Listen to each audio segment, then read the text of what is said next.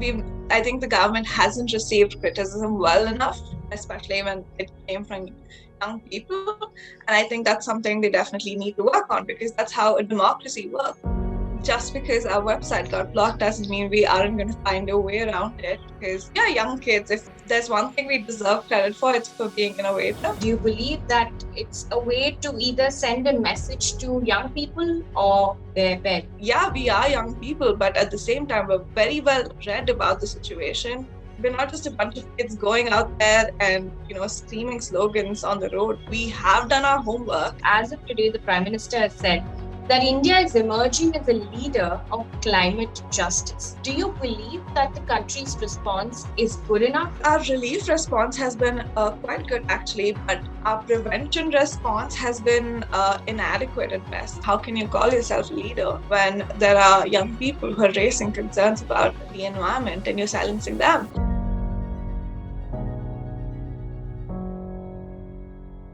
Hi, I'm Amitha Balachandra. Thank you so much for tuning in. Now, it is a difficult time to talk about environmental crisis, perhaps considering we're also battling the second wave of COVID, which has caused massive devastation in rural and urban India. But it's also an important time to talk to young activists and the role that they've played in climate activism and social media. One such person is 22-year-old Disha Ravi, who is a climate activist with Fridays for Future India. Now, she's also one of the main accused in the Toolkit case, but Disha has said that she will not talk about it. So we're not going to talk about it, but we will stick to environmental activism, the role of youth in India today, and most importantly, how the government has handled criticism so far. Disha, thank you so much for joining us and giving us your time. If I first may go back to Fridays for Future and how you began itself. In 2018, all of us know that that was a year for Greta Thunberg to start Fridays for Future. And Fridays for Future calls itself a global people's movement for climate justice. Post that in India, an offshoot movement started off, but Fridays for Future India also prides itself in not having a leader per se. If you can explain to us, first of all, how you got involved. So we essentially, a group of us students, young adults across the country, we started Fridays for Future back in 2019 because we recognized that, this is an urgent crisis and not a lot of people are talking about it. And there's not enough platform given to the climate crisis that it essentially deserves. So it isn't a leaderless, sorry, it is a leaderless movement, and we essentially work on democracy, and that's some of our core values. So we always ensure that no one person is centered in the movement, and that is essentially to ensure that the movement is and will always be bigger than one person.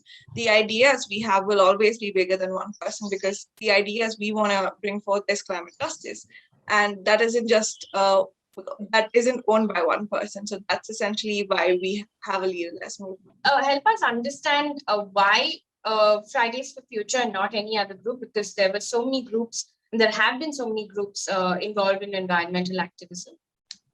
So there have been a lot of groups, but not a lot of them are youth-led. And we wanted young people to lead the conversation, because we are the ones who are going to be impacted today as well as in the future. But we are having the least amount of say in what happens to this. Which was why we started Fridays for India. And if you can help us explain whether in the last 2 years, let's say, have you seen any change on ground, especially with youth coming together? Are you seeing enough of participation as well? Yeah, we have. I think one of my favorite campaigns, especially, was the EIA campaign we ran last year, and this was during the lockdown. And we were able to mobilize not just FF India, just the general environmental movement all across India. We were able to mobilize 2 million people collectively to send in suggestions and objections to the new draft EIA that was essentially put out for objections and suggestions last year. And this year we came to know that the Ministry of Environment is actually taking into consideration all the suggestions and objections we've given to the bill, to the draft. and they will be checking if they want to implement it or what modifications they can do. And I think that's a huge win for us because they were diluting the EIA laws and the fact that young people, and not just young people, scientists, other people, indigenous people, tribals, and different communities across the country came together, and we were able to make this change. And all of this was just digital because this was during the pandemic and we were all under lockdown. And I think that's really powerful, and that goes to show how youth can mobilize people to make a difference in policy and decision making. It's interesting you brought up EIA because I was going to ask you that as well.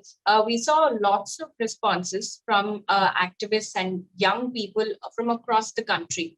But it seemed like the government didn't take it too well. During the process, we saw many clarifications from the government. We also saw that websites like Fridays for Future India was also blocked. Was that a setback, and how did Fridays for Future India deal with that? And will you continue to speak up? We will definitely continue to speak up because we're here for the long run. And just because our website got blocked doesn't mean we aren't going to find a way around it, because we are young kids. If there's one thing we deserve credit for, it's for being innovative. So last year our websites got blocked, and it wasn't just us, it was a lot of other environmental movements who were also involved in anything regarding in sending emails regarding the EIA draft. We did what any sensible person would do. We went to lawyers, we went to Internet Freedom Foundation, the great bunch of lawyers working on digital rights. And we asked on why this would happen, and there was nothing wrong in anything we did. And we wrote a response to the Delhi police, and within I think 2 or 3 days, we got a response that it was a clerical error, and they withdrew, they put our website back up, and we were able to continue our work. One of the benefits of being in a movement is that even though FF as a collective was working on it, there were a bunch of other people's movements also working on the same campaign, right? So even if our website got blocked, it was definitely a hindrance because we weren't able to get our voices and opinions out, but we were able to use other people's platform because everyone is really kind in the sense that they share their space with us. So we were able to promote their website or their page in the same campaign. So it was really helpful, and we were able to overcome that quite effectively in a pretty short period of time. What then, according to you, would that say on how the government handles criticism? Do you believe that they fear independent thinking? Do you believe that it's a way to either send a message to young people or their parents? We have seen in the past that we've I think the government hasn't received criticism well enough, especially when it came from young people. And I think that's something they definitely need to work on, because that's how a democracy works. If they're getting criticism and if they're getting feedback for what they're doing, that's actually the sign of a very healthy democracy. It means that we are involved in what the country is doing. We're involved in what the policies the government wants to pass. So I think they should encourage people instead of trying to essentially silence what our opinions and facts are, because we're not we are young people, but at the same time, we're very well read about the situation. We've consulted scientists, we've consulted people who know a lot about this. So it's not just we're not just a bunch of kids going out there and screaming slogans on the road. We have done our homework, and it's sad that we have to ask adults this, because if we feel like as young adults, we're the ones fighting for the whole of humanity, and it's essentially a battle of love. And it's sad that we as young people have had to ask adults to love us just enough to stop destroying the planet and all sentient beings. And have you seen any change amongst young people? Is there some sort of reluctance to speak up? Have you seen that on ground to get involved? With everything that's been happening over the last 1 or 2 years, has there been a change in terms of how it's being handled by parents and teachers and bosses per se? Are they asking young people to refrain from speaking up? Well, I'm not sure of the whole young people, because people I work with, at least, have been bold and they've been radicalized beyond their years. When I was 13 or when I was 15, I didn't know half the things these kids know. And it's so inspiring. Like even today, I was talking to a few young environmentalists about climate education, and they told me about how they learned it at school. And I was really surprised that, climate, that there are conversations on climate change happening in school. Because when I was studying, which wasn't that long ago, I didn't learn this much. And there were a few chapters of like the Chipko movement and like the ozone layer, but we didn't have access to the knowledge these people have. And even with all the efforts of in the past of trying to silence young people, I think this has made young people more radical because we aren't doing anything wrong. We are asking for a healthy planet. We're asking for them to care about us and and the rest of humanity. And there's absolutely nothing wrong with that. And more young people have come out for that. I can't talk about adults, but my parents at least have been encouraging about this. So it's been nice. I don't think it silenced anyone. In fact, if anything, it was the opposite. Now, I actually see more young people coming forward. So that's great. And you haven't faced any of this at all? And they said, oh no, my parents have always held back.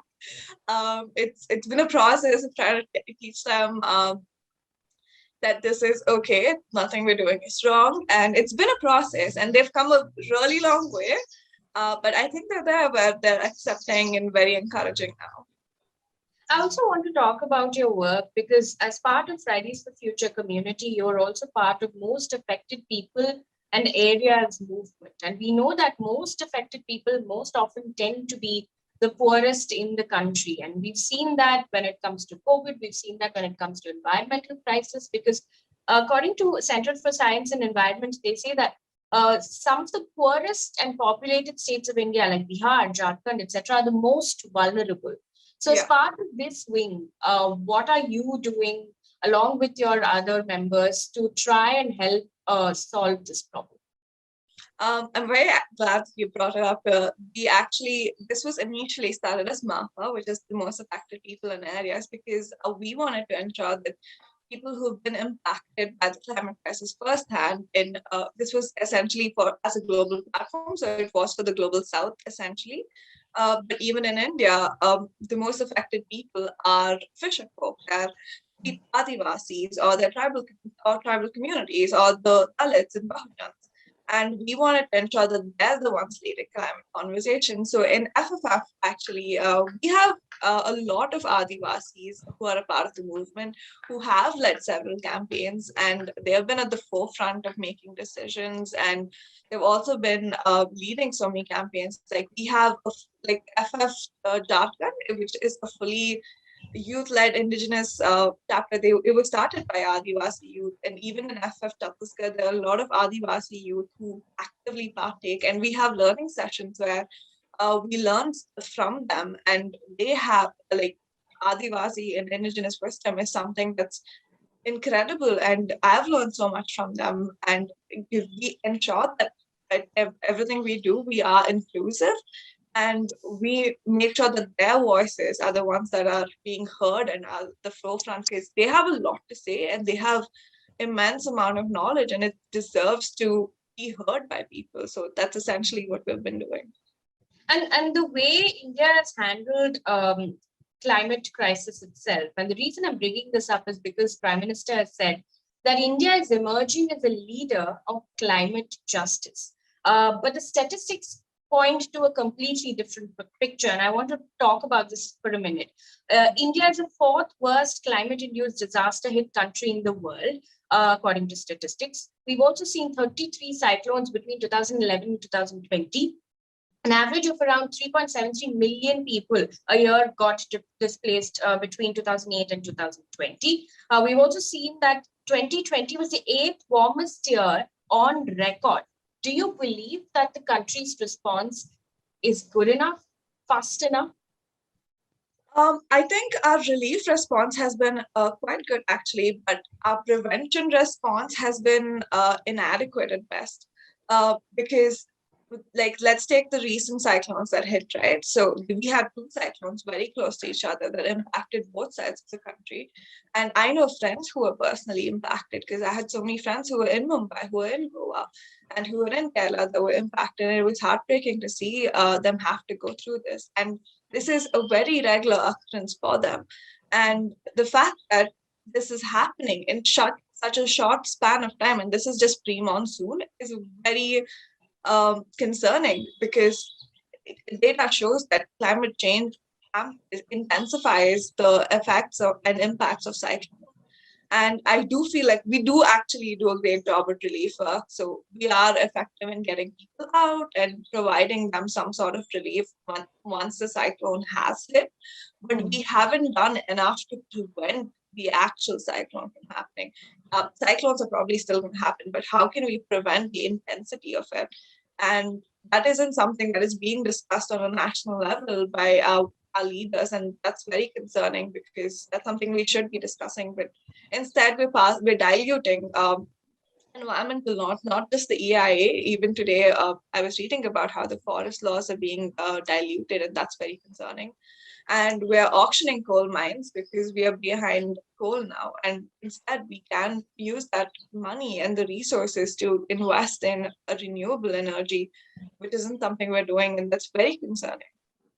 So you're basically saying that the actions are not equal to what is being said about, because we heard the government say that we are emerging as a leader in fighting climate justice. How would you respond to that?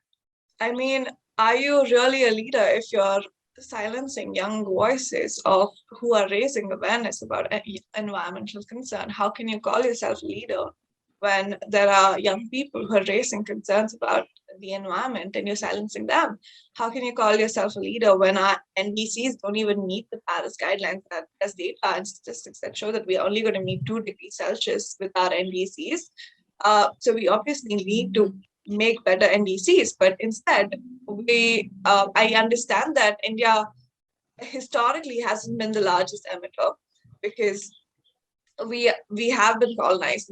We have a history of a lot of oppression, but at the same time, it's not that we can go out there and completely say we have no responsibility of rectifying this, because at the end of the day, we're the ones going to be impacted because we are at the forefront of the climate crisis. So we need to take active measures to ensure that our people are protected, but we aren't doing that. So we can't go out there and claim that we are at the forefront of climate justice, because that's just not factful at all.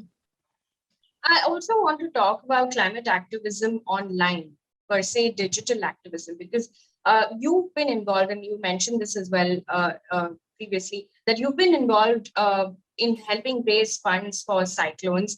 And I want to take a step back and talk about something that you've mentioned in one of your earlier interviews in 2020 with US author Gail Kimball for a book, where you said that social media has helped considerably. Do you still feel that way? It has. I do feel that way strongly, but at the same time, we also need to acknowledge that internet access isn't the same for everyone.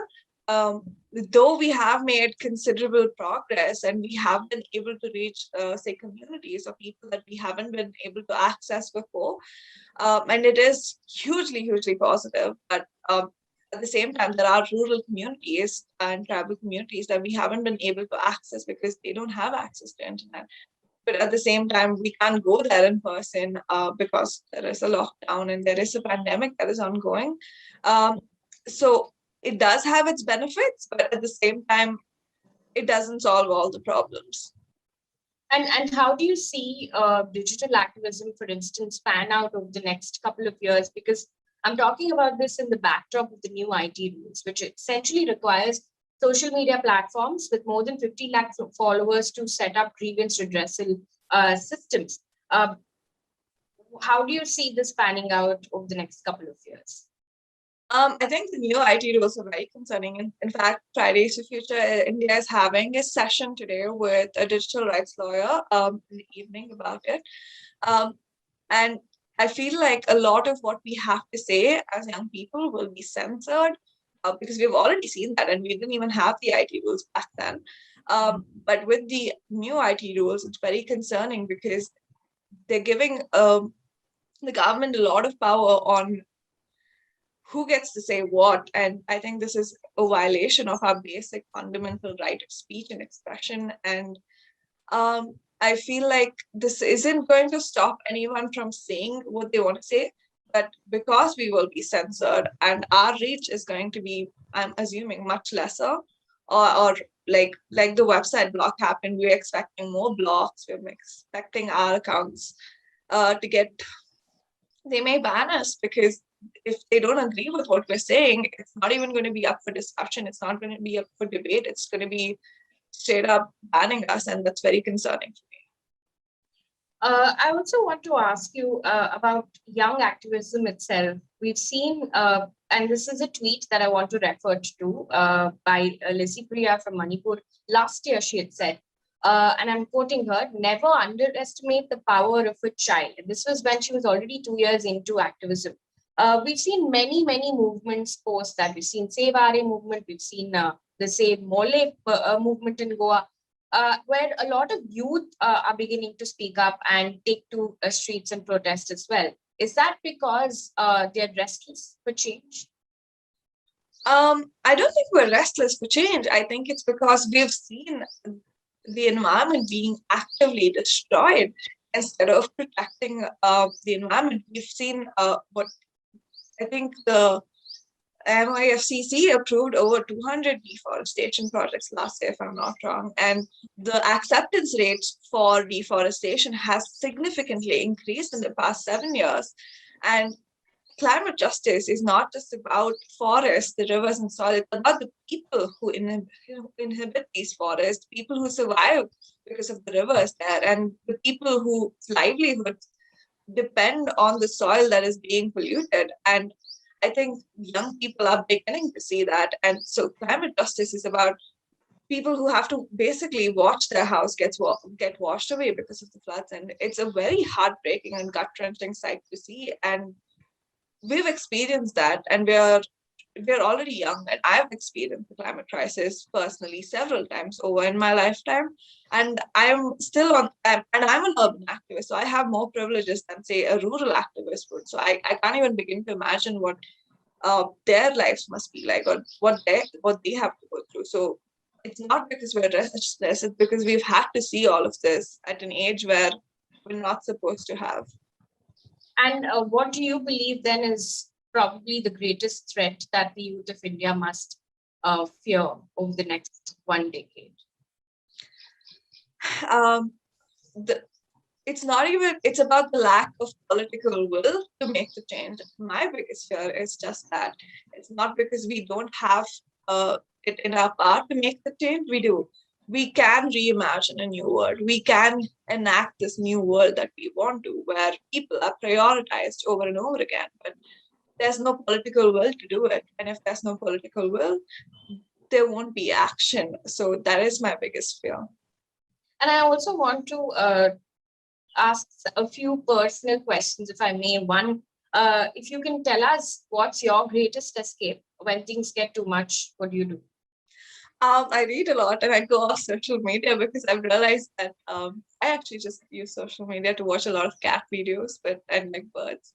But I also I really enjoy reading a lot because words are really powerful, and I hope to be able to write that way someday. So I always have knowledge FOMO. I feel like there's way too much to know about the environment. So I'm always reading more about it. And do you have a role model? You, of course, mentioned at the beginning that you joined Fridays for Future India simply because there was no movement that was largely focused on youth per se. Who's your role model? I don't have a role model per se. I'm inspired by the people that I work with every single day, and I actually joined Fridays for Future. Like, yes, there was an important reason for youth to engage in this discourse, but also because when I was young, my grandparents are farmers, they still are. But when I was young, they had to face the water crisis and they didn't have water to water their fields. And it was really concerning to watch that. And then my mother has told me stories about how when she was a teenager, uh, she had to walk to get water. And it was a ritual before she went to school that she and her cousins, they all lived together. They would walk up to the well and they'd bring back water and they'd fill every single bucket in the water in their house. And even today, I see my grandparents. The situation is luckily very like a little better for them, so they do get access to water now. It's way better than before. Um, so, but even today, I see my grandpa panic every single time, and he'll fill every single bucket there is in the house. Every time the water is switched on for his particular house and his region, and I see that fear with him, and that's why it's about equity for me. The fact that these people, that somehow some people in the world deserve more of the earth resources and others don't, is very concerning because we have enough resources for everyone. And the fact that it wasn't equitably distributed was very disturbing. So that's why I started, but also, yes, because young people deserve to have a say in the general discourse. And has anything thrown you off at all? Do you see yourself continuing to speak up over the next couple of years as well? I do see myself continuing to speak up.